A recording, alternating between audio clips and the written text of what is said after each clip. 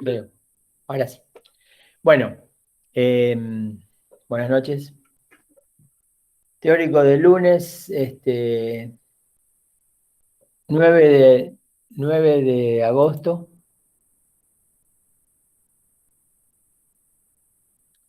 Bueno, les cuento qué les propongo para hoy y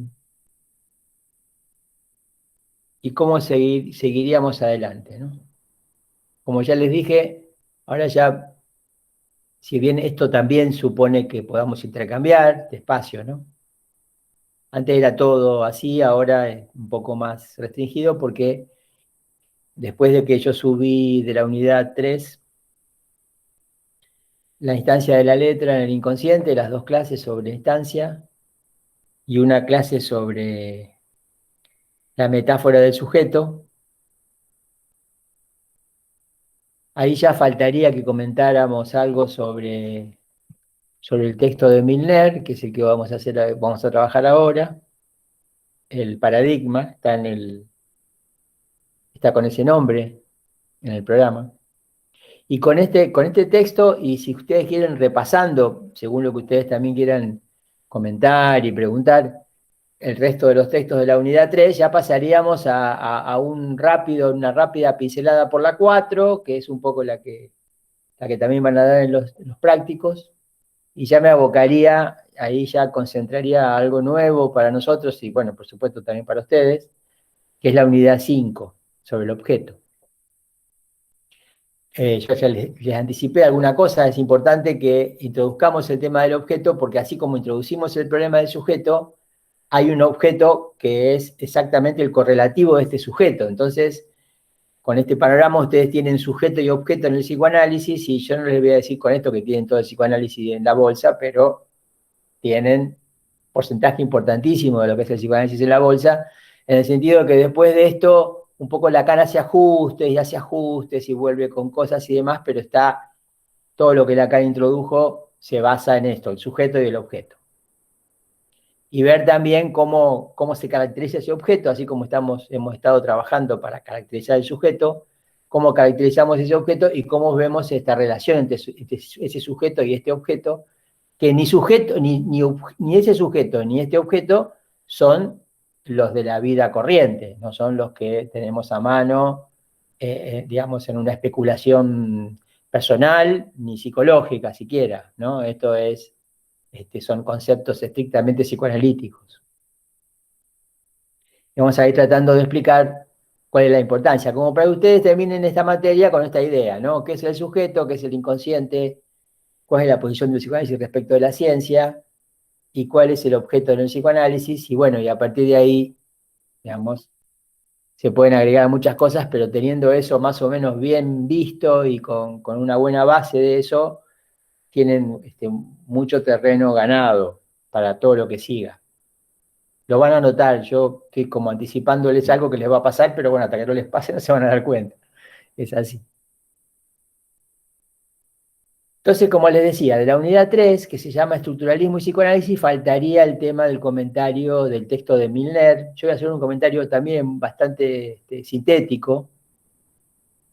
El texto es un poco extenso, y hay un montón de información, alguna que, bueno, es información, y otra cosa que es, vamos a decir así, el núcleo, el contenido, el alma del texto, la hipótesis de Milner. Siempre yo creo que y es muy común poder que esto sea así, pero no siempre es tan claro, ¿no? A veces es un poco más oscuro, a veces más claro, pero es una buena orientación de lectura proponerse encontrar cuál es la hipótesis del autor. Es decir, el autor tiene una hipótesis y todo lo que dice confluye para presentar la hipótesis y también para argumentar cómo la sostiene, ¿no? Bueno, como ocurre con los textos más o menos serios y bien hechos, este también tiene una hipótesis que uno puede compartir o no, pero siempre es así, ¿no? Digo, entonces uno dice, bueno, a ver cuál es la hipótesis, ¿no? En este caso, y desarrolla la hipótesis, piensa la hipótesis, escucha cómo entiende cómo el autor la sostuvo, cómo el autor la formula, y después decide, me gusta la hipótesis, no me gusta la hipótesis, tengo una diferente, entonces tendría que hacer lo mismo, hacer un texto que demuestre lo contrario, o una hipótesis diferente. Y eso es lo que quiero que veamos, ¿no? Que veamos un poco cuál es la hipótesis, ¿no? Porque si ustedes saben, descubren, que es lo que nosotros tratamos de hacer con las clases, si ustedes descubren en este caso, por ejemplo, de este texto, cuál es la hipótesis, sintéticamente hablando, entonces después lo leen de otra manera, ¿no? Ya leen y saben, esto sí, esto no, esto sí, esto no, y constatan si efectivamente podemos leer algo parecido, que es la idea de leer y poder compartir lecturas, ¿no? Es decir, que no es que uno lee y cada uno piensa algo diferente del texto. El texto dice algo y eso que se dice se puede rastrear y se puede discutir. Tenemos esa base material, que es el texto mismo, para ponernos de acuerdo sobre qué dice. Y decir, no, mirá, acá dice esto, no, pero mirá acá dice esto, lo que no dice eso que vos viste o creés, porque acá dice esta otra cosa que justifica, ajusta, rectifica, orienta todo para tal lugar. Entonces, dicho esto, unidad 3, estructuralismo y psicoanálisis, instancia de la letra en el inconsciente de Lacan, que involucra un montón de elementos, obviamente, que ya estuvimos algunos charlando y otros lo tienen en el video. La metáfora del sujeto, que es el comentario del texto después de ese, donde, bueno, relevamos el tema de la metáfora porque es afín al sujeto, que nos interesa especialmente destacar la cuestión del sujeto. Y ahí, bueno, hay también toda una cuestión que yo introduje con un texto que explica la metáfora del sujeto, que por supuesto no voy a hablar de ese texto, ustedes lo tienen en la bibliografía, pero les ayuda a comprender la metáfora del sujeto. Algunas cosas de ese texto puse en el video que hablaba de la metáfora del sujeto. Y la idea es encontrar justamente en ese texto, ¿no? ¿Cuál es la teoría de la metáfora en Lacan, a diferencia de otras teorías de la metáfora, como la de Perelman en este caso, o incluso la de Aristóteles. Entonces, para completar la unidad, hoy vamos a charlar un poco sobre qué pasa con este texto de Milner. Yo ya creo que comenté, Milner es a lo mejor me repito y me disculpo, pero bueno, Milner es un pensador actual, todavía produce cosas muy interesantes, siempre recomiendo todo lo que él produce. Esto es un texto más o menos de hace unos 20 años, 2001 más o menos, de texto. Y el interés que tiene para nosotros es que Milner, que fue, cuando era lingüista, porque fue lingüista, era estructuralista, después deja de serlo cuando la lingüística deja de ser estructuralista, ¿no? Y queda, si se quiere, asociado a Lacan, sin convertirse nunca en psicoanalista, y hoy produce cuestiones sobre ciencia, epistemología, política, textos muy interesantes de reflexión, una reflexión intelectual amplia, digamos así, de inspiración lacaniana, yo diría. ¿Sí? Todo lo que Milner dice está influido por Lacan, y este texto también está influido por Lacan, a pesar de que, digamos, no me acuerdo si lo nombra, pero sí está en la primera parte, en las figuras. El texto se llama El periplo estructural y está dividido en las figuras y el paradigma. Nosotros vemos el paradigma, que es lo que tienen en común todas esas figuras primeras que él recorre, y dentro de las figuras está Lacan. Pero en el paradigma no me acuerdo si lo nombra, pero bueno, la idea es que igual, esa interpretación que él hace del estructuralismo en el 2001, donde ya el estructuralismo no tiene ningún lugar en lingüística, y ya se había apagado la investigación estructuralista, ya no existía en ninguna área, no solamente en lingüística, él hace retrospectivamente una mirada para interpretar qué fue, ¿no? Bajo la idea siguiente: cuando las cosas están pasando, es muy difícil saber qué está pasando. Pero cuando pasa el tiempo y vemos las cosas con más tranquilidad y a distancia, nos puede quedar más claro qué era lo que pasaba cuando pasaba eso. Entonces, lo que él trata acá de decir en este texto es, ¿qué era lo que pasaba cuando ocurría este movimiento tan fuerte, tan trascendente, tan importante para las ciencias sociales, que se llamó el estructuralismo? Entonces, este texto también un poco recorre en parte elementos históricos sobre el estructuralismo y elementos no históricos, sino qué es lo que ponía en juego el estructuralismo, ¿no? ¿Cuáles fueron sus principios? ¿En qué se basó? ¿Qué sostuvo? ¿No? que logró sostener, en el sentido que fue un logro para Milner el estructuralismo, logro que se perdió cuando fue reemplazado en lingüística por la lingüística chomskiana, ¿no? Eso es importante, porque ahí vamos a ver cosas que nos interesan a nosotros, no como lingüistas, que no lo somos, sino no dentro de la psicología y más específicamente dentro del psicoanálisis. Me pueden interrumpir, ya saben, si leyeron el texto y no entendieron algo, me interrumpen, me preguntan. Y si no les queda claro algo que estoy diciendo, también. Voy a tratar de ser rápido para dejar un espacio para poder charlar. El texto comienza, esta lectura que decimos retrospectiva, ¿no? Fuera de época, ya el estructuralismo no existía en este momento, la lingüística ya era chomskiana. Esta lectura que hace Milner parte de una lectura que podemos llamar epistemológica, es decir, va a analizar qué pasó con el estructuralismo respecto de la ciencia, ¿no? Si decimos epistemología, decimos ciencia, episteme. Entonces, él empieza, para poder entender qué fue el estructuralismo, empieza con una disquisición antigua griega que él la llama una diferencia entre physis y tesis. Ya no sabemos qué es la physis ni qué es la tesis, es decir, son términos que tienen un sentido en un contexto antiguo, no moderno, pero entonces él tiene que hacer el trabajo de aproximarnos al sentido de esta, no de qué fue cada uno, sino de esta diferenciación entre physis y tesis. Todo esto, y ya lo anticipo para que sepamos a dónde va, todo esto es un argumento para llegar a sostener algo que es la hipótesis, entiendo, de Milner, que el estructuralismo fue un galileanismo extendido a objetos no naturales, ¿no? Es decir, esta sería el sintagma que resume el pensamiento de Milner, ¿no? El estructuralismo como un galileanismo extendido a objetos no naturales. Pero para explicar qué significa esto, hay que hacer este desarrollo, que es el que él hace. Entonces, parte de la diferencia entre physis y tesis, la diferencia no es muy compleja, es decir, de la palabra physis antigua se deriva nuestra palabra actual física, y de esa palabra tesis antigua se deriva hoy para nosotros todo lo que es tesis, en el sentido de, ¿no? Tesis, hipótesis y síntesis, ¿no? La idea de una posición humana, ¿no? Algo algo que puede indicar posicionamiento de lo humano, ¿no? Frente a lo natural, la física se ocupa de la naturaleza, la tesis se ocupa de otra cosa. Esa diferenciación, él dice, ya estaba en los antiguos y hoy ha tenido una serie de transformaciones, modificaciones y demás, pero permanece todavía algo de esa diferencia, ¿no? Entonces, él va a explicar primero cómo funcionan cada uno de estos dos, que podemos, digamos, de estos dos ámbitos, lo podemos llamar ámbitos, ¿no? Digo, son ámbitos, el ámbito de la física y el ámbito de la tesis. En el ámbito de la física, que es el de la naturaleza, ¿no es cierto?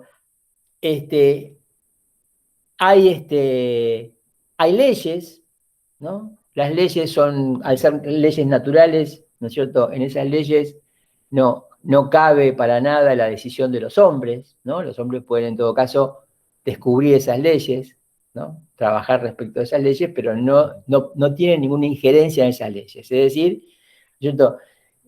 Un ejemplo, el mejor ejemplo de una ley de la física es la ley de gravitación universal, ¿no? De la ley de Newton, ¿no?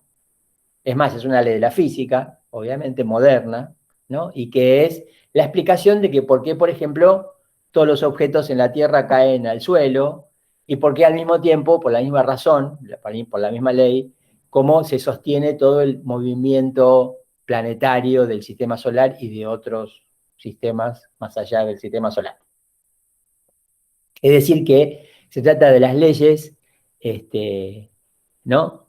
Que no dependen de la voluntad colectiva, ¿no? Y que nadie puede intervenir, ni individualmente ni colectivamente podemos intervenir en esas leyes. Leyes naturales. Y después están las fisis. En la fisis hay, digamos, hay una diferencia entre la fisis y la tesis. Perdón, después está la tesis. Hay una diferencia entre la fisis y la tesis, y lo importante es ver cuál es la diferencia, en qué consiste. En la tesis, en el ámbito de la tesis, también hay leyes, ¿no? Pero son diferentes que las leyes de la física, de las leyes naturales, porque esas leyes son, por ejemplo, las que surgen de las convenciones constituyentes, ¿no? Las leyes que nos damos, por ejemplo, solo tenemos en este país una constitución, ¿no? Que, bueno, que tenemos que hacer cumplir, porque no todo el mundo está dispuesto a cumplirla, ¿no? Hay que hacerla cumplir, ¿no? Por eso existe la ley, la policía, ¿no? Digamos, los que crean leyes son, ¿no? El Congreso crea leyes, ¿no? Con los dos, ¿no? Los senadores y los diputados, ¿no es cierto? Crean las leyes, y esas son leyes, son convenciones. Fíjense, ¿en qué se diferencian de las leyes naturales? Que las leyes naturales, como la ley de gravitación universal, existen en todo el globo terráqueo, es igual. Las cosas se caen en Medio Oriente al suelo, como en Japón, como acá, ¿sí? Por la atracción de la masa de la Tierra. En cambio, puede ocurrir, y efectivamente ocurre, que las convenciones sean diferentes. Acá, las leyes que convenimos entre los hombres, ¿no es cierto? Las leyes de convivencia sería, ¿no? ¿Cómo nos vamos a comportar? ¿Qué se puede, qué no se puede? ¿Qué castigo tiene cada quien por qué cosa, ¿no? En Medio Oriente, obviamente, las leyes son diferentes que las leyes de acá. Sabemos, a veces nos asombramos, decimos cómo, ¿no? Existe la lapidación, existen cosas raras que nosotros que nosotros no practicamos y que nos parecen a veces horrorosas porque nosotros conocemos estas leyes, ¿no? Digamos, al que vive en un determinado lugar, esas leyes le parecen que son las leyes del lugar porque son las leyes que han convenido entre todos ellos de cómo se van a manejar, ¿no? Entonces, esas leyes no son universales como la ley de gravitación, son más locales, corresponden a distintos lugares diferentes, ¿no? Pero la deciden los hombres colectivamente. Tampoco respecto a esas leyes se puede hacer nada individualmente, ¿se entiende? O sea, en el caso de la ley natural no se puede hacer nada ni individual ni colectivamente. En el caso de la ley de la tesis, las leyes de la convención, se puede intervenir colectivamente, no se puede intervenir individualmente. Está claro entonces que las leyes de la física son necesarias, ¿no? Desde el punto de vista lógico, ¿no? Que lo que es así no puede ser de otro modo, ¿no? En cambio, las leyes de la convención, de la tesis, ¿no? Son contingentes. ¿Qué significa? Acá son unas, y cuando uno cruza el límite, el límite llega a otro país, son otras, ¿no? Y si va más lejos, van cambiando cada vez más, tal vez, ¿no?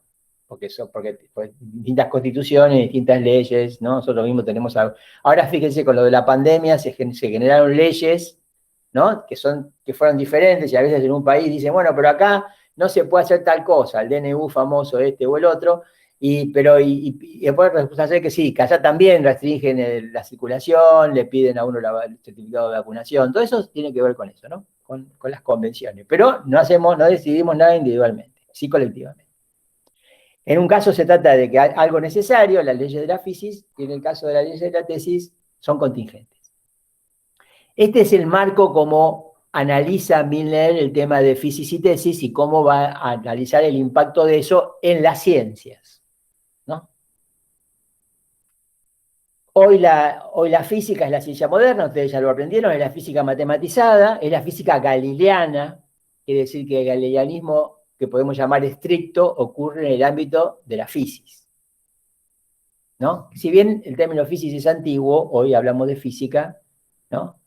Hay toda una evaluación de Milner que solamente es naturaleza aquello que entra dentro de la consideración de la ciencia, ¿no? Porque la ciencia se ocupa de la naturaleza.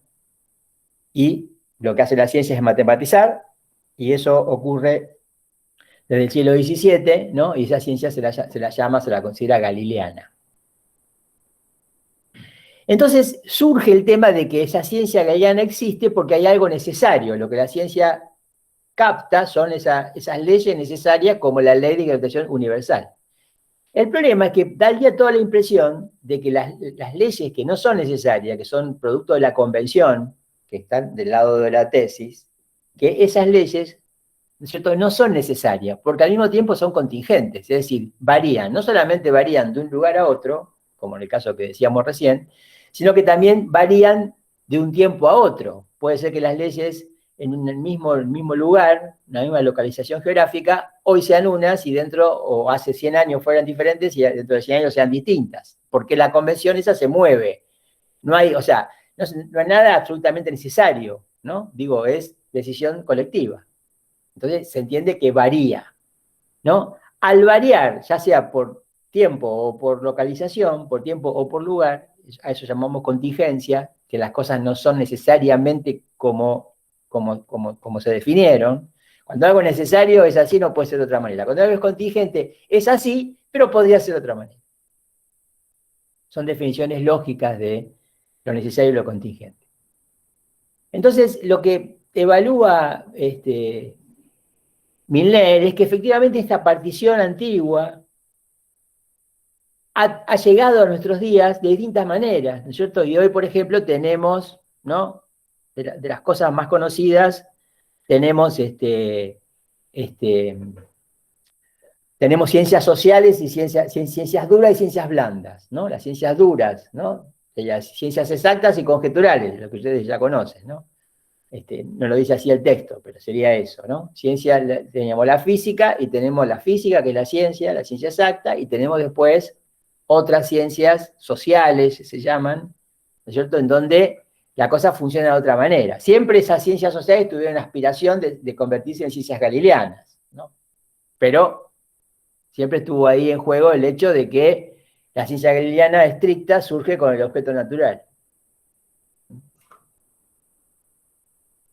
Y ahí hace una serie de evaluaciones Milner sobre, bueno, ¿no es cierto?, si algo de lo que es tesis o tesei, como dice él, ¿no?, que corresponde, digamos, a las costumbres del hombre, a las convenciones, ¿no es cierto?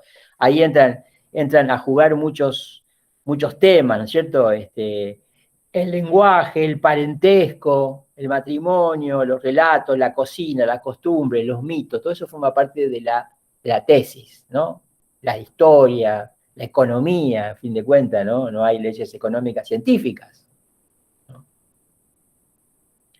No son ciencias en el sentido, no, todo eso no son ciencias políticas, ciencias económicas, no son ciencias en el sentido galileano del término. La única que es ciencia en el sentido estricto y galileano del término, que es la que puede matizar todo aquello, digamos, que su objeto plenamente, es la física. La química, ¿no? Bueno, ahí aparecen otras ahí asociadas a la física como modelo inicial. Pero todo lo que se considera ciencias sociales, ¿no es cierto?, como discute Milner, ¿no? Si algo de la tesis pasa a ser tratado galileanamente, ¿no?, científicamente en el sentido moderno del término, entonces eso pasa a ser parte de la física, ¿no? Como si la física, cuando algo se trata como un objeto de ciencia, se convierte en física, ¿no? Deja de ser tesis, ¿no? Queda siempre como tesis aquello que no termina de ser tratado como un objeto de la física. Da algunos ejemplos, ¿cierto? ¿Qué sé yo? La estadística, la genética, ¿no? Fíjese que la estadística, que aquello que nosotros veíamos como ciencia conjetural, ¿no?, de la cibernética, a través de la cibernética, ¿cierto? Al fin de cuentas es una forma de convertir en un pedazo de física algo que había sido tesis, porque, ¿no?, la estadística trata de cuestiones impredecibles, donde está en juego la libre elección de cada uno, ¿no? Como por ejemplo, cuando uno dice, bueno, a ver, ¿cómo, ¿no?, lo que se llama la boca de urna, por ejemplo. Nadie sabe cómo van a salir las elecciones nunca, porque no hay ciencia sobre eso, porque depende de la libre elección de cada uno, que va a votar. Pero hay boca de urna, hay encuestas, hay estadísticas, y tratan de matematizar de alguna manera para poder predecir lo que va a pasar. Y de alguna manera, en algún sentido, se acercan, y a veces se convierten en parte de física, y a veces quedan como meras especulaciones que no sirven para nada, ¿no? Porque de pronto el resultado de las urnas es otro que el que se predijo. Entonces, ahí es donde Milner va a ubicar el estructuralismo en este contexto, este preámbulo. Este preámbulo le va a servir para ubicar el estructuralismo. ¿Qué va a decir el estructuralismo? Va a decir que, ¿no?, con el estructuralismo, este dilema entre física y tesis, algo así como que no existe más, dice. ¿no? Porque el estructuralismo permite que un objeto de tesis, es decir, un objeto humano, ¿no? Acuérdense, lenguaje, el parentesco con Levi-Strauss, ¿no? Cuando entra el matrimonio, ¿no? Obviamente. Los relatos, los mitos, ¿no? Historia, la cocina, las costumbres. Que todo eso sea objeto de una ciencia galileana sin que se convierta en un segmento de fisis. O sea, esto es lo que a esto Millet llama galileanismo extendido a objetos no naturales, ¿no? El estructuralismo es un galileanismo para Millet extendido a objetos no naturales, es decir, se mantuvo el espíritu de Galileo, ¿no? Porque si no, él dice, bueno, si no, si vamos a hablar de ciencias sociales por fuera del estructuralismo, es simbólicamente llamarlo ciencia, ¿no? No es ciencia en el sentido estricto, en el sentido galileano, ¿no? Porque, digamos, si ustedes van a una reunión con, qué sé yo, gente que está en la historia, filosofía, qué sé yo, qué, se ponen a discutir esto, enseguida a mí me ha pasado, ¿no? Gente que dice, no, bueno, qué sé yo, para mí la sociología es una ciencia, te dicen. Y uno dice, bueno, ¿por qué? Y no, porque tiene método, porque tiene métodos de observación, porque tiene registro, porque se hacen algunos experimentos. Bueno, pero eso no digo, pero no hay sociología matematizada. ¿Se entiende lo que estamos diciendo, no? Dice, es ciencia según nuestros parámetros, ¿no? Eso por eso siempre hay que ser considerado, hay que discutir con amplitud. Según nuestros parámetros, es ciencia en sentido impropio, la política, la economía, la sociología. Ciencia en sentido estricto es matematizada, es galileanismo, es física, ¿no? Es lo que hace la física, que fue siempre un modelo de ciencia galileana desde que existe la ciencia moderna. Entonces, ¿qué dice Milner? Que el estructuralismo fue la posibilidad de hacer ciencia galileana, fíjense, ¿no? Digo, ¿no? ¿Eso qué significa? Matematizada. Galileanismo es ciencia matemática. De un objeto no natural, algo que pertenece al ámbito de la tesis, ¿no? Del ámbito humano, sin que eso pasara a formar parte de la fisis. Es decir, sin que eso se convirtiera por esa razón en un objeto natural. ¿No? Eso para él fue el estructuralismo. El nombre de estructuralismo para él resume esta posición, ¿no? Y eso fue importante, según lo que él deja entrever, que eso fue importante, porque eso no había ocurrido nunca antes. Nunca antes se había podido hablar de galileanismo extendido a objetos no naturales. Pero sin que eso pasara a formar parte de la naturaleza. Entonces, ¿qué significa? Que si vamos a hablar de galileanismo, ¿no? Piense que las características cuáles son: la matematización y la captación de algo necesario, ¿no? Digo, el objeto natural es matematizado y al mismo tiempo se extraen de esa matematización leyes absolutamente necesarias, ¿no? Digo, ¿se entiende, no? Eso que pasa en cualquier lugar del planeta, ¿no? Porque eso era, ¿no? El ejemplo era la ley de gravitación universal. Y es difícil, porque en realidad estamos en un ámbito de 6 en donde las cosas cambian según los lugares, cambian según las épocas, donde hay contingencia más que algo necesario. Entonces él dice, lo que se encontró como necesario, más allá de esta contingencia, que efectivamente se puede describir algo como contingente, dice, lo que se encontró como necesario es la estructura. La estructura es el nombre de las leyes que tienen esa característica de ser necesarias, en el terreno de lo que es contingente, en el ámbito de lo que es contingente, porque varía de tiempo y lugar. O sea que él pone a la estructura y sus características, obviamente, que las resume, como aquello que, digamos, que traduce lo necesario, galileano, algo galileanismo, en el terreno de lo que es tesei o tesis, manteniéndolo como tesei o como tesis, sin dejar que sea absorbido por la fisis. Es decir, que tiene que haber algo necesario en la estructura. ¿Qué quiere decir? que más allá de que cómo sean las cosas en Japón hoy, o cómo hayan sido, cómo son las cosas en Medio Oriente hoy, o cómo hayan sido, ¿no? Digo, según la convención, según la historia, la cultura, la moda, en el trasfondo de todos estos, digamos, en el fondo, digamos, de todos estos movimientos humanos y convencionalismos y costumbres y cosas que van variando por tiempo y lugar, siempre vamos a encontrar como que lo que rige es una estructura, es decir, leyes absolutamente necesarias como las de la física.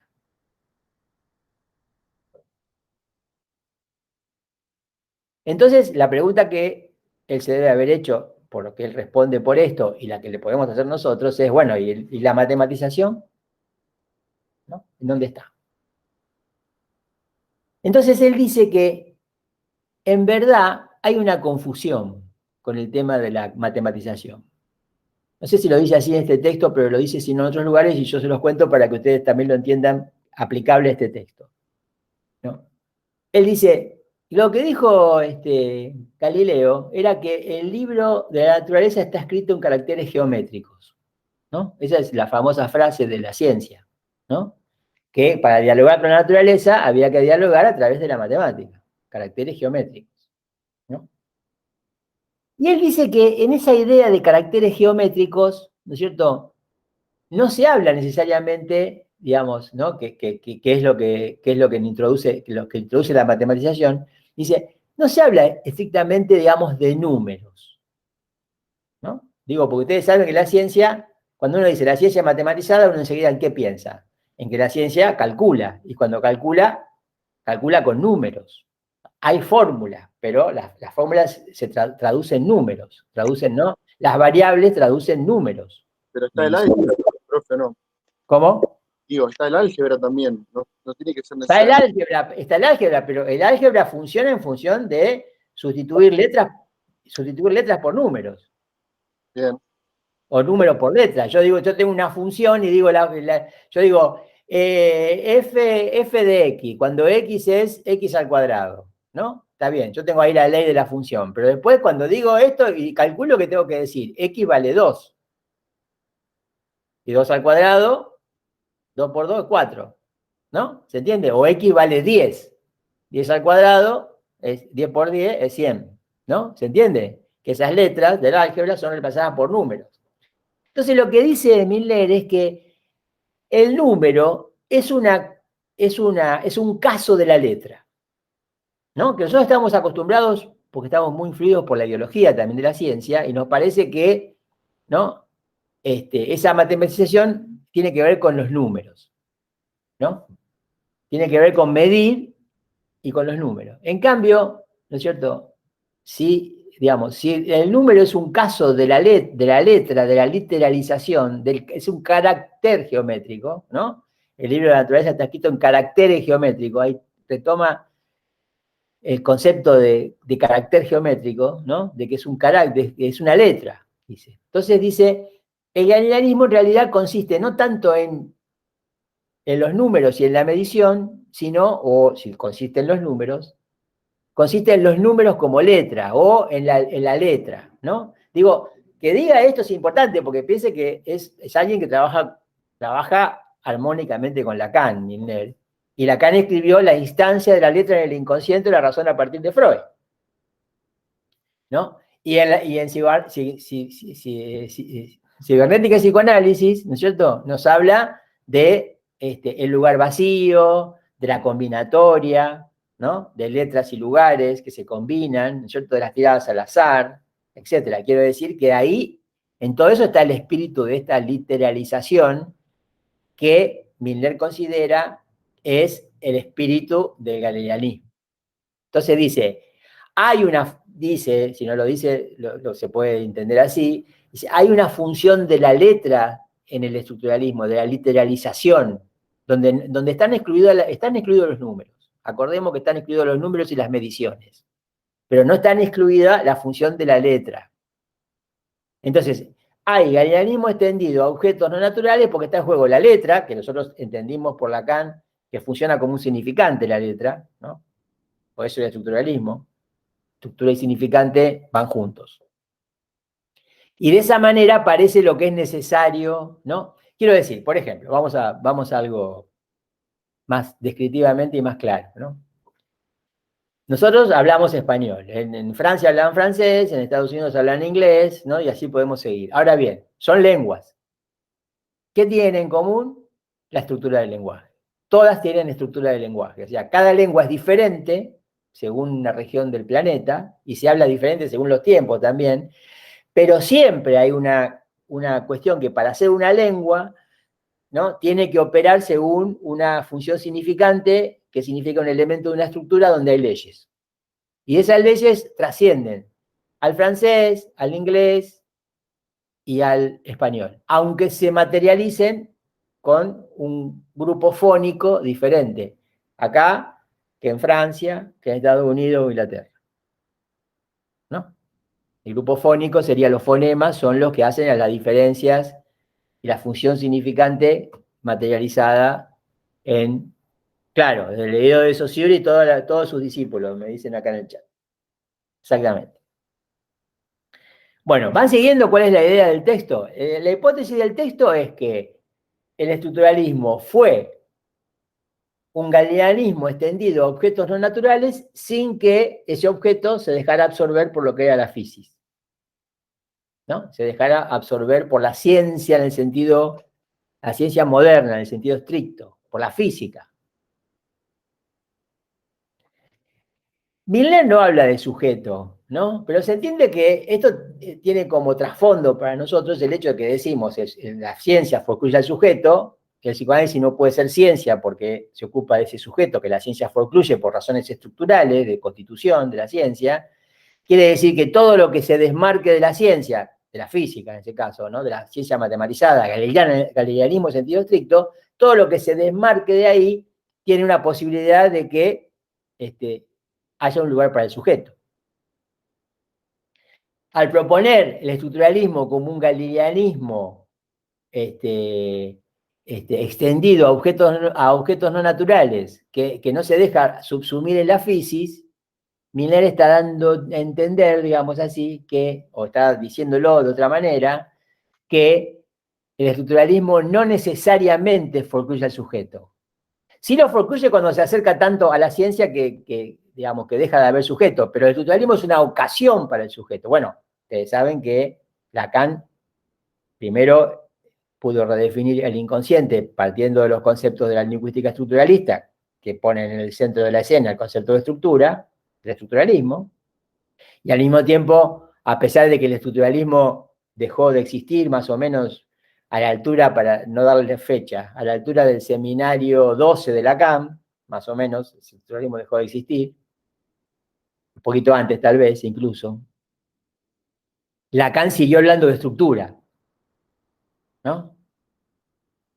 Y la trabajó, la trató con otros recursos que lo de la lingüística, ¿no? Nunca dejó de hablar de significante Lacan y de estructura, ¿no?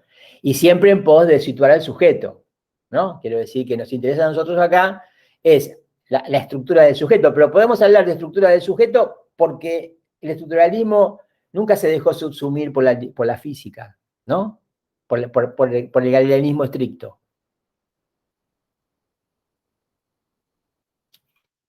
Bueno, me queda poco tiempo. Van a encontrar definiciones, ¿no es cierto? ¿No? En un momento dado, en el texto, Milner va a citar otro texto de esta unidad que nosotros tenemos para que ustedes lean, pero que no estamos trabajando en los teóricos ni en los prácticos, creo, que se llama Breve Discurso en la ORTF.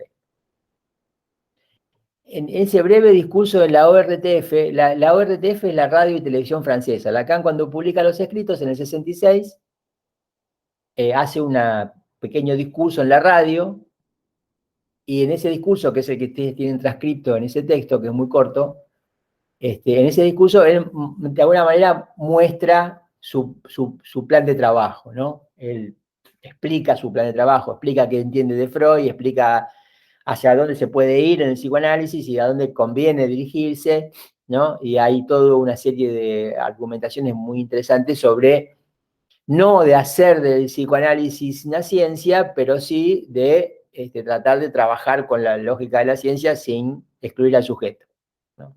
Eso me parece que ha sido la modalidad de Lacan de siempre, ¿no?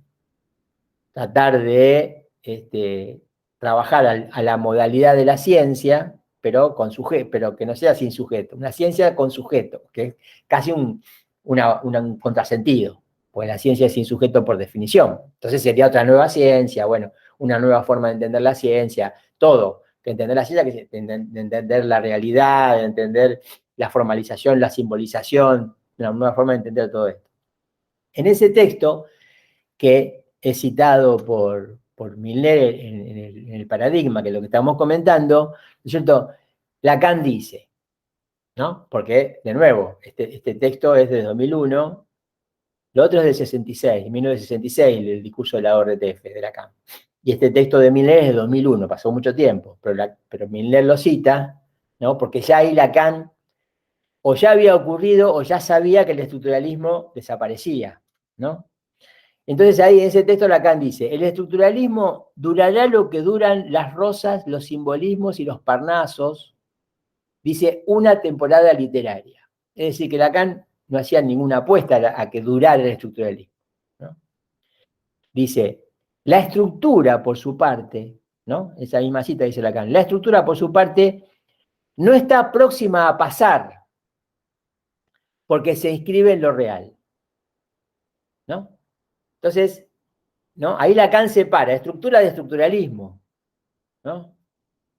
El estructuralismo descubrió la estructura tuvo su auge con el estructuralismo, ¿no? En ese lío que fue ese movimiento con distintas figuras, y Lacan, a pesar de que el estructuralismo se agota porque es reemplazado por la lingüística chomskiana, especialmente en lingüística, Lacan sigue apostando a la estructura porque él dice que para él que se inscribe en lo real. Decir que se inscribe en lo real es que no depende de ninguna contingencia, ¿no? Que no depende, ¿no? Lo mismo que dice Milner cuando dice la estructura da cuenta de lo necesario en el ámbito de lo que es T6 o tesis.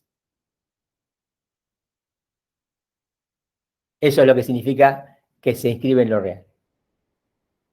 Ahora bien, ¿qué pasó después? ¿No? Esto es la hipótesis de Milner, esto es lo que tiene de genial el estructuralismo, que fue la posibilidad de hacer ciencia galileana de un objeto no natural, redefiniendo la matematización, ¿no? Y encontrando algo necesario más allá de la contingencia de tiempo y lugar, como funciona siempre que el hombre está presente. Sin embargo, el estructuralismo, específicamente en lingüística primero, ¿no? pasó. Es decir, pasó, fue sustituido por la lingüística chomskiana. Y acá Milner analiza las razones por las cuales fue sustituido por la lingüística chomskiana, ¿no? Quiere decir que, a ver, para decirlo, ¿por qué es importante todo esto? Fíjense, Lacan en la instancia de la letra define a la lingüística como una ciencia moderna, ¿no? Dice, ¿no?, que Saussure fue la avanzada de la ciencia moderna, digamos, después de hacer ciencia moderna en ciencias sociales, digamos, tratando el lenguaje, y que como se llama ciencia moderna, se basa en un algoritmo, ese sobre ese, se da cuenta que ahí Lacan apostaba a la lingüística como ciencia, y la pone como ciencia, como si fuera exactamente coherente con lo que dice Milner acá, ¿no? La instancia de letra es del 57, esto es del 2001, ¿no? Pasaron medio siglo. Sin embargo, digamos así, acá Milner dice, bueno, si fue ciencia, como dice Lacan, no está citando esta instancia de la letra, ¿eh? Se puede leer relacionándolo. Si fue ciencia es porque fue galileanismo extendido a objetos no naturales, ¿no? Con esta reinterpretación de la matematización, con esta reinterpretación de dónde se encuentra lo necesario cuando no se trata de una ley natural, ¿no? Ahora bien, ¿qué pasa? ¿No? Esta hipótesis que Milner tiene, que dice esto fue lo bueno del estructuralismo, al mismo tiempo él en este mismo texto se la discute a sí mismo, digamos, ¿no? Y muestra en qué sentido no progresó esto del galileanismo extendido a objetos naturales, ¿no? Entonces dice, ¿cuáles fueron los desequilibrios internos, dice, del estructuralismo, ¿no? ¿Cuáles fueron las debilidades del estructuralismo? Primero, que la matematización del estructuralismo, decía, fue un formalismo inédito, ¿no? Formalismo inédito que nunca fue verdaderamente aceptado como una matematización, ¿no? Esta idea de que la matematización tiene más que ver con la letra que con el número, ¿no? Parece que no resultó aceptada, absorbida, ¿no? No significa que no se pueda tomar, pero, digamos, no prosperó. Después, que para hacer ciencia, algo tiene que basarse, por lo menos en los tiempos actuales, en la refutabilidad, ¿no? Ustedes saben que tienen ahí el discernimiento popperiano de que, ¿no es cierto?, de que yo no puedo hacer ciencia de algo que no se pueda demostrar de que no es así, ¿no? Yo no puedo hacer ciencia, ¿por qué la metafísica no es ciencia? Porque yo digo, el ser es y el no ser no es, y eso no se puede demostrar. Es algo que pasa solamente por el lenguaje, no por una experimentación que puede demostrar, ¿no?, donde se pueda refutar el enunciado, ¿no? La ciencia popperiana sostiene que la ciencia se basa en enunciados refutables.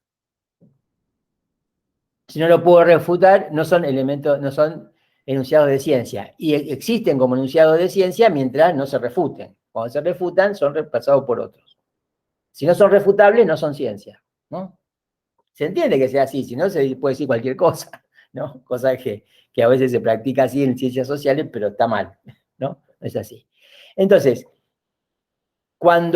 para que algo sea ciencia, es decir, para que pueda estar dentro del terreno de lo refutable, digamos así, debería tener múltiples posibilidades de hipótesis, o sea, multiplicar sus hipótesis. En cambio, el estructuralismo, en vez de multiplicar sus hipótesis, las reduce al mínimo. Es una posición del estructuralismo que ustedes van a encontrar en la obra clara, explicado por Milner, y también acá, ¿no? Y después, dice, la noción de estructura en la que se basa el estructuralismo, dice, mira, tenía una extensión máxima y una aprehensión mínima, ¿no? Yo para explicar esto, que parece juego de palabras, yo digo, es como si fuera una red, ¿no? Cuando uno va a pescar con red, ¿no? Como si fuera una red con los agujeros muy grandes. Entonces uno va a pesca y se le escapan todos los pescados por el agujero, ¿entiendes? O sea, solamente agarrar los peces grandes, lo que no pasa por el agujero, pero de todos los peces que hay en el río, agarrás pocos, ¿no? Entonces tiene una extensión máxima, es decir, los agujeros eran muy grandes y eso mismo hacía que la aprehensión fuera mínima, así que no se pudiera llegar a captar, o sea, se encontraba la estructura en todos lados, pero no pasaba mucho más que eso.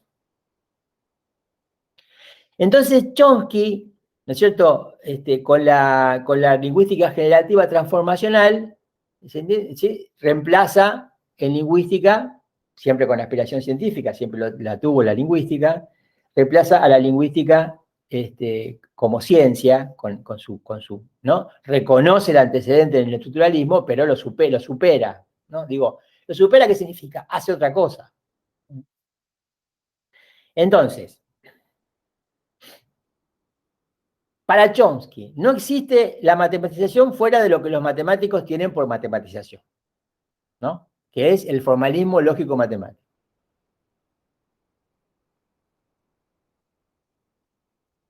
Por eso que el nuevo paradigma ya no es de la estructura, sino es el generativo transformacional, basado en este tipo de matematización, ¿no? El formalismo lógico-matemático. Para Chomsky no hay galileanismo extendido, obviamente, ¿no? Lo que pasaba por tal no era sino, dice Miller, una forma incompleta e inadecuada de galileanismo estricto, ¿no? Lo que pasaba por galileanismo extendido no era una forma sino incompleta e inadecuada, ¿no? No hay otro galileanismo para Chomsky que el estricto, que el de la física. En la concepción general de la ciencia, Chomsky desarrolla una epistemología antiminimalista, ¿no? La lingüística puede y debe construir sistemas de hipótesis, a la vez numerosos y refutables. Es decir, se vuelve popperiana, ¿no? Se adecua más a los criterios popperianos de ciencia. Y 3, invierte, ¿no?, el tema de la extensión máxima y la aprehensión mínima, ¿no es cierto? Tiene una extensión mínima y una aprehensión máxima. Es decir, achica los agujeros de la red y empieza a pescar efectivamente, ¿no es cierto?, tener producción pesquera, para decirlo de una manera metafórica, ¿no? Entonces dice Miller, no queda nada de la ambición del estructuralismo, ¿no? O sea, que algún segmento de tesis pueda convertirse en objeto de ciencia galileano y que permanezca siendo tesis. Para el programa chomskiano, la ciencia del lenguaje es galileana, su objeto pertenece a la fisis, ¿no? Para Chomsky el lenguaje es un órgano, lo dice precisamente, pertenece a las intuiciones codificadas del stock genético de la especie humana, del stock poligenético de la especie humana, ¿no? Y con esto desaparece el programa estructuralista. Y la lingüística se vuelve ciencia galileana en el sentido estricto, y el objeto de la lingüística se vuelve parte de la fisis, es decir, que lo que hace Chomsky es repetir, digamos así, la forclusión del sujeto, ¿no es cierto?, como lo hizo inicialmente la física cuando se constituyó. Lo conté creo el otro día, hubo un encuentro de Chomsky y Lacan en Estados Unidos, Lacan fue a dar una serie de conferencias y fue Chomsky a las conferencias y se encontraron y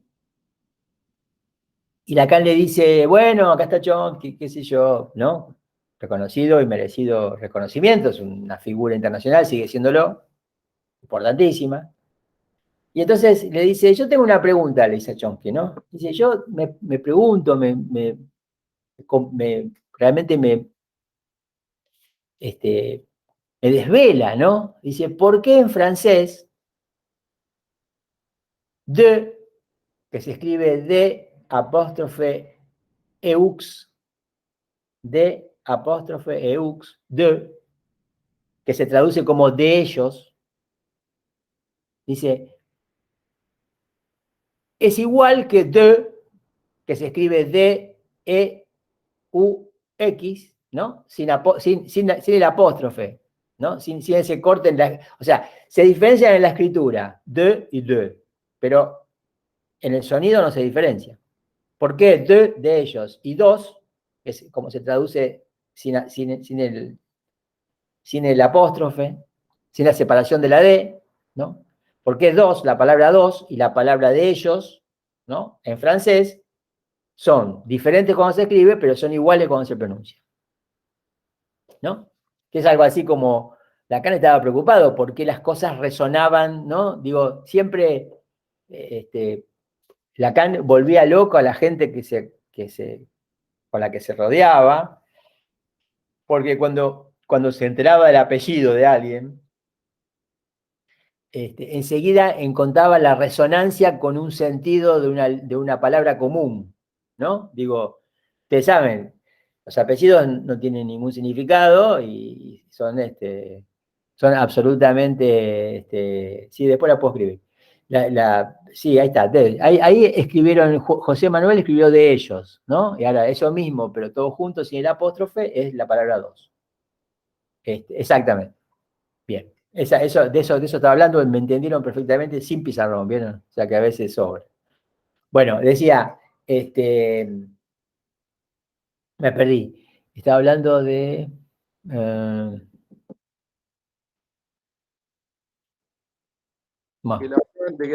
sí, Lacan, claro, sí, de los apellidos. Entonces, Lacan los volvía loco porque, ¿no es cierto?, según cómo te sonaba el apellido, Lacan sacaba una palabra, ¿no? Qué sé yo, a uno que se llamaba Vaperó, ¿no es cierto?, le decía que era vaporoso, ¿no? Digo,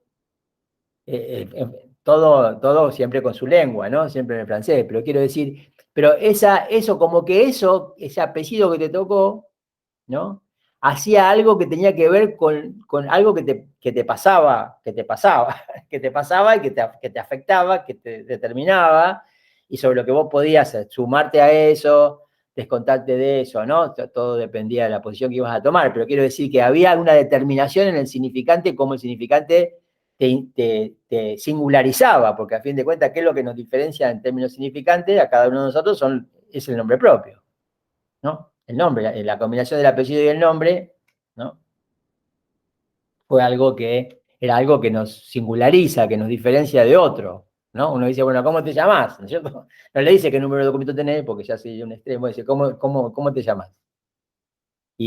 Bueno, y Lacan hacía porque, bueno, para él el significante era una cosa, ¿no? Entonces, bueno, esta pregunta de y de a Chomsky que tenía que ver con algo que tiene que ver con el juego sonoro del significante, que se encarga del significante y que es determinante, ¿no? Y en unas lenguas hay ciertas aproximaciones de sonidos y en otras lenguas hay otras aproximaciones de sonidos y no las mismas. Fíjense, nosotros decimos de ellos y dos, no tiene nada que ver. Para ellos es dos y dos, ¿no? Dos y dos es decir lo mismo. Es decir, fonar el mismo sonido con distintos sentidos.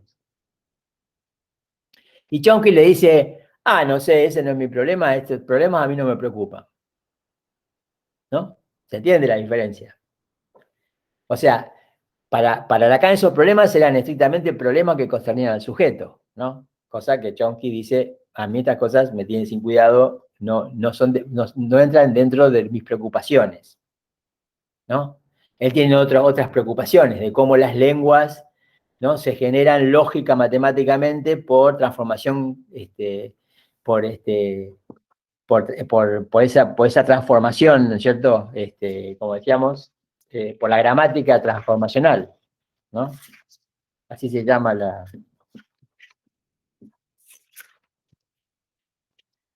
la lingüística chomskiana, ¿no es cierto? ¿No? La lingüística generativa transformacional, ¿no? Cómo se generan las transformaciones, las variaciones de las lenguas dentro, internamente y externamente.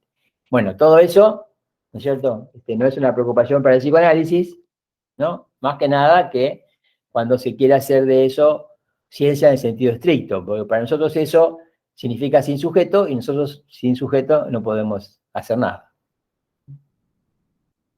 Bueno, esto es más o menos lo que quería que ustedes captaran de un texto que es bastante largo, con mucha información, con muchas vueltas, obviamente habla de varios estructuralistas, pero básicamente me parece el eje es este, ¿no?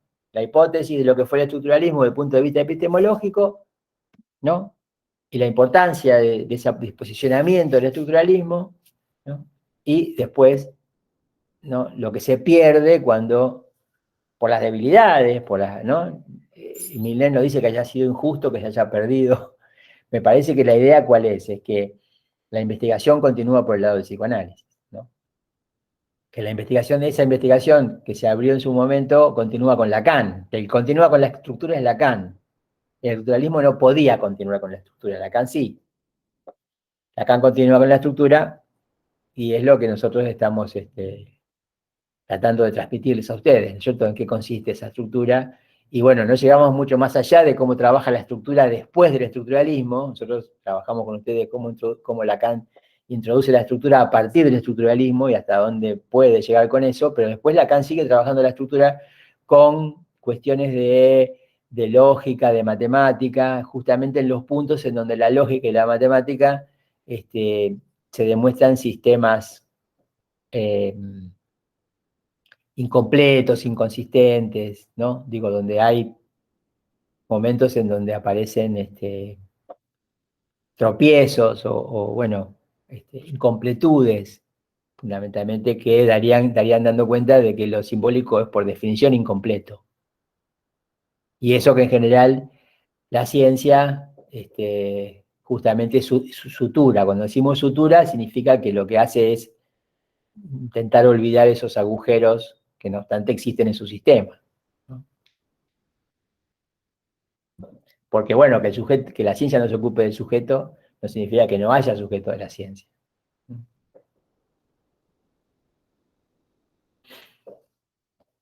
Bueno, pudieron seguirlo más o menos. Cuando lo lean, por supuesto, va a ser más fácil, ¿no? Más claro también, tal vez. Pero la idea es que puedan haber pescado este hilo argumental, que para mí es el que tiene el texto más importante, y que ustedes después con la lectura del texto lo enriquezcan y lo vean con más amplitud, ¿no? Ahí este texto es bueno porque en determinado momento Milner trata y lo hace felizmente, ¿no es cierto? Rescata las características propias de la estructura, las cuestiones básicas, ¿no es cierto? ¿Qué pasa con el significante? qué novedades se introducen con la estructura, ¿no? Para lo que es la identidad y la diferencia, ¿no? Cambia la idea de pensar que es idéntico y que es diferente con el significante. Bueno, todo eso es importante porque hace a poder captar qué fue el estructuralismo, cuando estamos ya fuera de época para eso, e inclusive yo creo que los mismos estructuralistas cuando cursaron el estructuralismo, cuando lo vivieron, no sabían muy bien qué estaban haciendo. Pero bueno, ahora a la distancia Milner puede resumir y dar cuenta más o menos de qué fue eso, ¿no?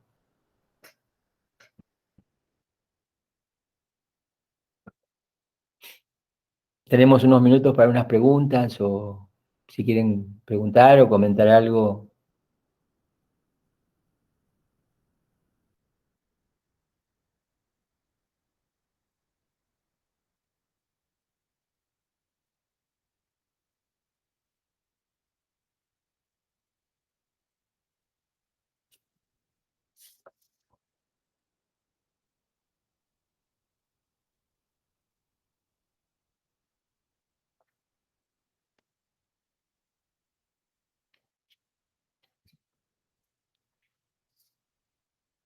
No tiene que ser inteligente, les aviso.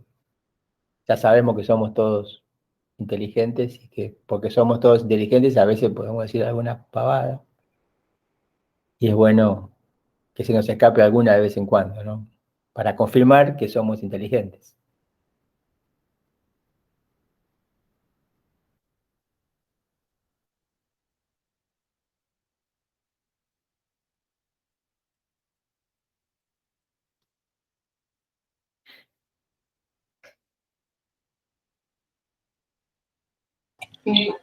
Yo no sé si entendí muy bien todo esto, es mucho, pero Yo tampoco sé si lo expliqué bien, así que estamos a mano. está bien. Lo que quiere decir, digamos, como que la matemática empieza como, digamos, como una tesis, como una convención entre los hombres para decir, bueno, esto es 1, 2, 3, 4, medición y No, no, todo, no, no, no, no, o no, no. no. Stop ahí. No, no. No, la matemática no, la matemática, a ver, una cosa es hablar de ciencia, otra cosa es hablar de matemática. Ahí ¿Sí? va. La matemática la inventaron los griegos.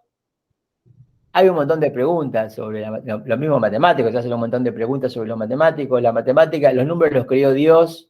Nosotros estamos todo el tiempo creando nuevos números, por ejemplo. El hombre se la pasa todo el tiempo creando nuevos números, ¿no? Raíz cuadrada de 2, ¿no? Que es un número, se llama imaginario, ¿sí? No, irracional, perdón. Es un número irracional, es una creación del hombre, y así hay un montón de números trascendentes, todas son creaciones del hombre. Entonces, los matemáticos no saben, ¿sí? Y tampoco sabemos nosotros, no se sabe todavía bien cómo puede ser que las matemáticas, que es una creación humana, ¿no? Digo, Claro. pregunto, ¿que es una creación humana? Bueno, supongamos que sí, que lo es, porque se sigue inventando cosas con la matemática, funcionan tan bien para hablar, para dialogar y para intervenir en la naturaleza. Eso es un misterio. Es un misterio total, nadie sabe bien. Sabemos que pasa, pero no sabemos, ¿no? Ahora bien, lo que es interesante es que hay que aclarar. La matemática la inventaron los griegos. Bueno, sí, esto, nosotros supongamos que la inventaron los griegos. Algunos dicen que Dios creó los números naturales, que son 1, 2, 3, 4, 5, qué sé yo, y que después todo lo demás lo agregó el hombre. Pero bueno, qué sé yo, Dios existe, Dios creó los números, ¿no? Un poco raro, pero bueno, no importa, no, son todas cosas que quedan abiertas, ¿no? Pero lo que queda claro es, casi toda la matemática ya la manejaban los griegos. Lo que no tenían era ciencia matematizada, ¿no?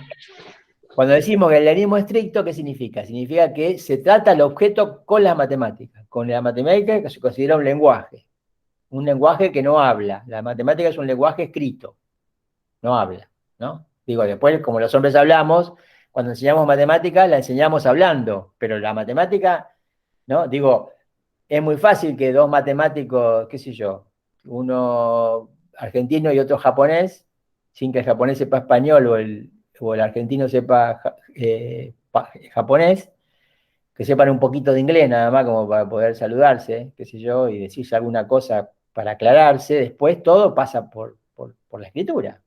Pueden intercambiar su descubrimiento. Nosotros, si ustedes van a Japón y no hablan japonés, no van a poder hablar de psicoanálisis con nadie, ¿no? Y es así, o al revés. Entonces, lo que es importante primero es eso, de que lo que hablábamos era de la ciencia matematizada, no de las matemáticas, ¿no? La matemática, después hay un montón de preguntas sobre eso, justamente, ¿no? Si las matemáticas, digamos, son una invención humana, y en ese sentido, digamos, de dónde vienen, cómo surgen, si Claro, todo es yo invención decía humana. tipo como el lenguaje, ¿no? Como esto de que dice O que... sea, cuando decimos, perdón, cuando decimos lo que pertenece a lo que es tesis, es todo lo que es humano en el sentido muy claro del término. Es decir, Ay,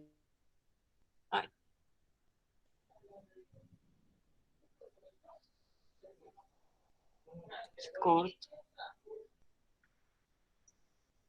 Se tildó, ¿no? Sí. Yo pensé que era mi internet, porque anda mal. No, me parece que se se perdió, quedó el profe. perdón, se perdió la conexión. Se entiende que lo que forma parte de la física es el objeto natural.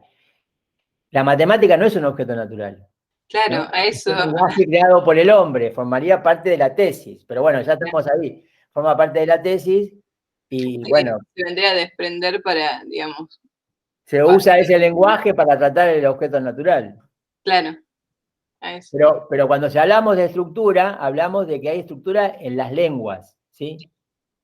Sí, ¿No? En lenguas que son diferentes en cada región del planeta y que varían con el tiempo y con el lugar, y como las costumbres, como la moda y el arte y todo eso. Pero todo eso depende de algo necesario que se llama estructura, que tiene que ver con esta idea de Miller, al menos, de que pasa por una consideración, un tratamiento de la letra muy particular, ¿no?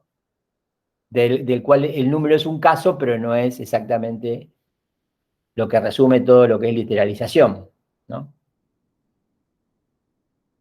Pero bueno, eso tampoco se sostuvo, al fin de cuentas, ¿no? Es importante saber.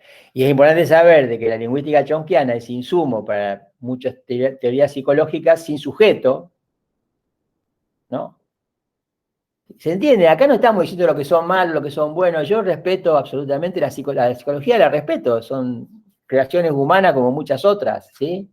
Yo no la suscribo a ninguna de las teorías psicológicas existentes ni de sus prácticas porque son sin sujeto. Y para mí, lo que es sin sujeto, digamos, digamos, no considera al otro, no considera, ¿no es cierto? O sea, hay un montón de cuestiones que se sostienen del hecho de que poder reconocer al sujeto. En mi posición.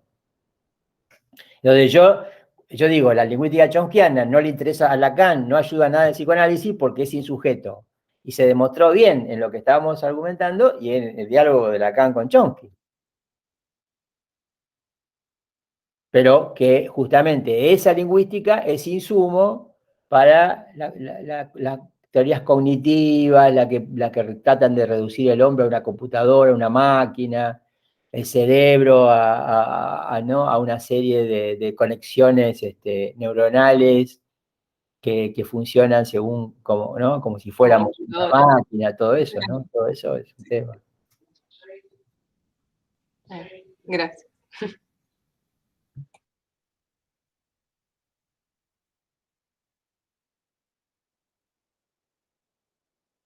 Que no significa que las psicologías no sean sumamente eficaces o eficientes, vamos a decir mejor. Son totalmente eficientes, ¿no? Digo, todo lo que pergenió técnicamente y mecánicamente y demás Durán Barba, funciona. Tuvo claro que funcionó muy bien, ¿no? Digo que funciona, que funcionó y que puede hacer que alguien inclusive no piense o piense en contra de sí mismo. Pero bueno, esa es una posición, ¿no es cierto? Es una teoría y eso funciona y es eficiente y se usa y se va a seguir usando cada vez más. Cada vez va a haber más de eso, más eficiente. Algunos resistimos esa reducción, ¿no es cierto? Con el sujeto. El sujeto para mí es una resistencia a todo eso.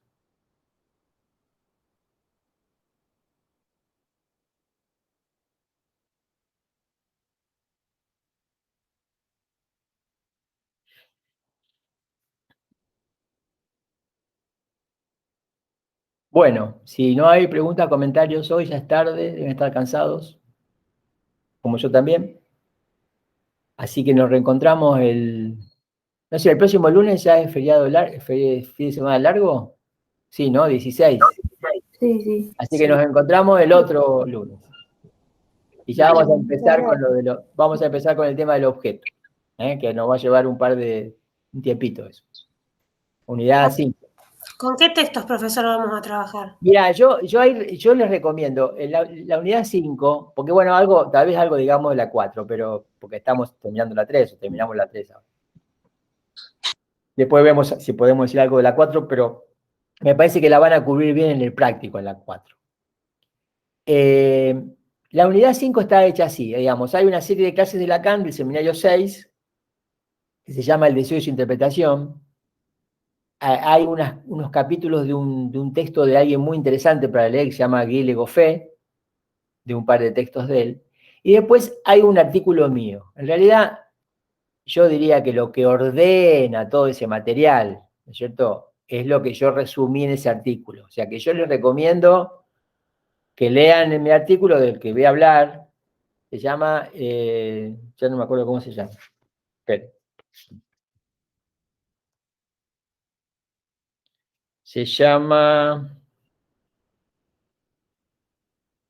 El fantasma en la dialéctica del deseo. Es un texto que escribí el año pasado justamente para poder introducir esta unidad en la materia. Este texto lo que hace es, trata de explicar lo que dice Le Goffet, lo que dice Lacan en el seminario. O sea, es un texto como todos los que yo más o menos estoy haciendo, son como apoyo para entender los otros. O sea, yo no me pongo original, trato de no serlo, inclusive.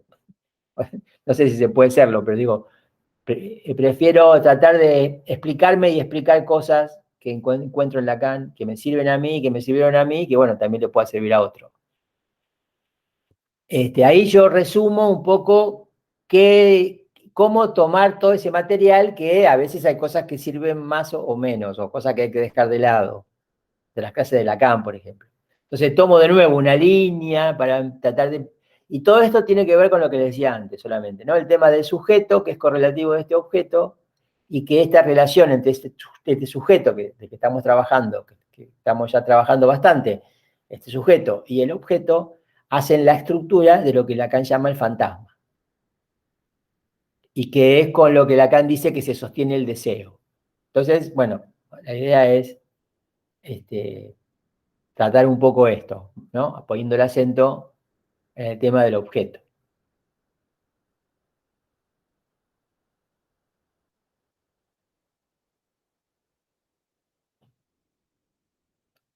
Así que, bueno, tal vez si ustedes puedan empezar leyendo ese artículo que yo hice, a ver qué les parece, y yo voy a tratar de explicarlo también desde el artículo y desde lo que me salga a explicar en clase. Así que, bueno, si les parece, estamos acá. Seguimos dentro de 2 semanas, ¿sí? Vale, gracias. Siempre Gracias. siempre están las consultas, por favor, recuerden eso. Súmense si pueden. Y bueno, nos vemos. Suerte, que estén bien. Chao, nos vemos. Chao.